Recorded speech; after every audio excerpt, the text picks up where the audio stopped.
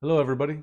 It's Rich here, and I thought I'd make a video here on something that I found interesting recently. My whole life as a collector, I've heard interesting stories about people finding things inside the used records that they've bought. Stories range from family pictures or business cards, maybe even party flyers or concert flyers. I've heard that people have found $100 bill, and even once somebody said they had found a dried up joint inside of a copy of Cheech and Chong's Big Bamboo.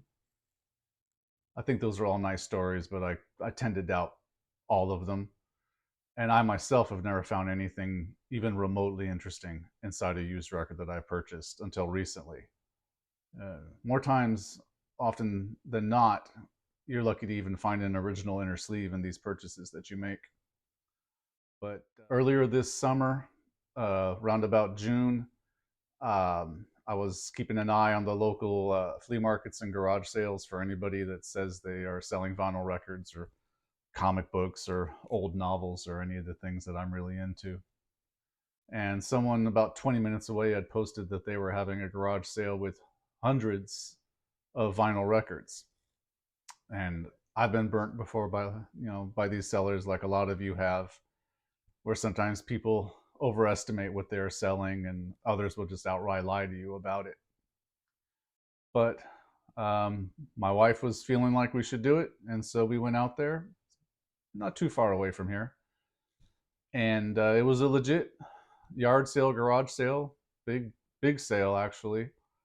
And the woman who was running it, I asked her about the records, and she showed me into the garage, and there were maybe 5 to 7 boxes of albums or 12-inch records, and then easily 400 or 500 7-inch singles. And she was kind enough to have sorted all of these by artist, and the ones that weren't in big chunks by artist, she separated alphabetically. It was really cool of her to do that. And the bulk of this collection was country music, which I'm not mad at. It was 50s, 60s, 70s, 80s country music, which not a lot of music there that I love, but there was a box of Waylon, a couple of boxes of Willie Nelson singles, and 2 boxes of Dolly Parton singles. I bought all that stuff, and then maybe a stack of 50 of the albums. And naturally, going through hundreds of records takes a lot of time, and I'm eternally grateful for the patience of my wife for hanging out while I was digging through all these dusty boxes and making conversation with the woman who was running the yard sale. And she did not seem to know much about music, and she didn't seem all that interested. So I asked her where these are from, and just trying to make conversation. And she had indicated that they were from a old family friend of her husband's, who was what she called kind of a hoarder situation, where this woman had a whole bunch of things and was kind of taking over her life, and she had just recently died. And the husband was a friend of the family, and nobody else seemed to want to take all these things away from the house. So she organized these and put them up for sale. And I took a moment to reflect upon how my children are going to deal with all this stuff behind me, and this is the tip of the iceberg here.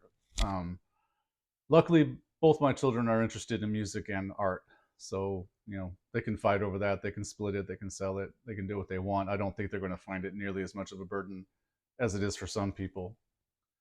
But it was a kind of a tragic tale, a cautionary tale.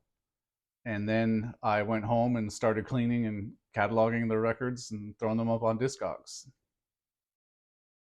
And after hours of sorting, cleaning, and putting away records into better sleeves, I came across this record in the stacks. It was very dusty, and I was really curious as to what it was, because it obviously didn't match anything else that was in there. This is a one off acetate recorded by somebody named Betty A. Crossland. It's a song called Life Was Cruel to You. Life was cruel to you.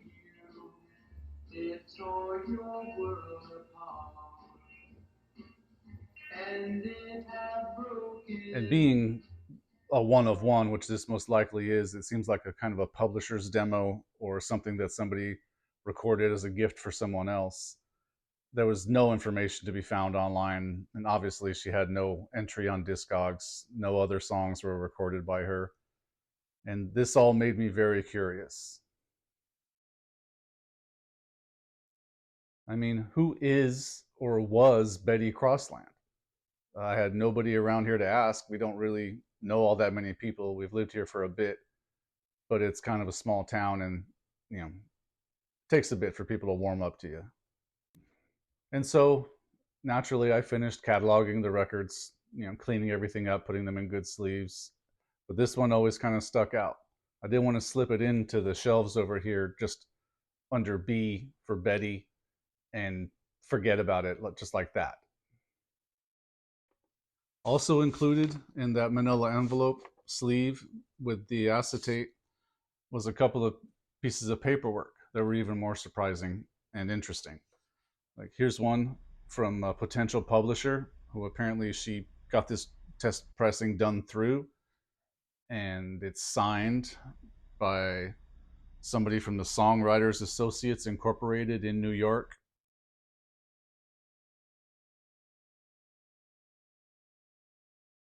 And it does go on. It seems pretty much boilerplate stuff as far as demoing songs and publishers and etc. I mean, if you have read anything about the music industry, there's nothing here that's surprising, especially considering that it does seem by the syntax and the overall age of some of these things that this is probably from the 60s, maybe even the mid 50s. It basically says, thanks for paying us money and we give you this one crappy little record.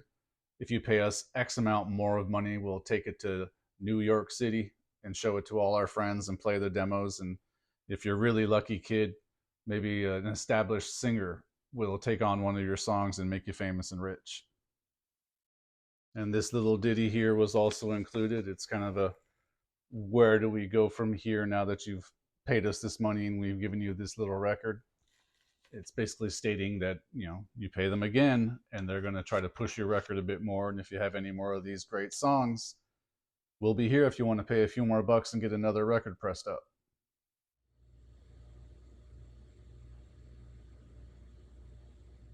And also, even more interestingly to me, is included the sheet music for this song.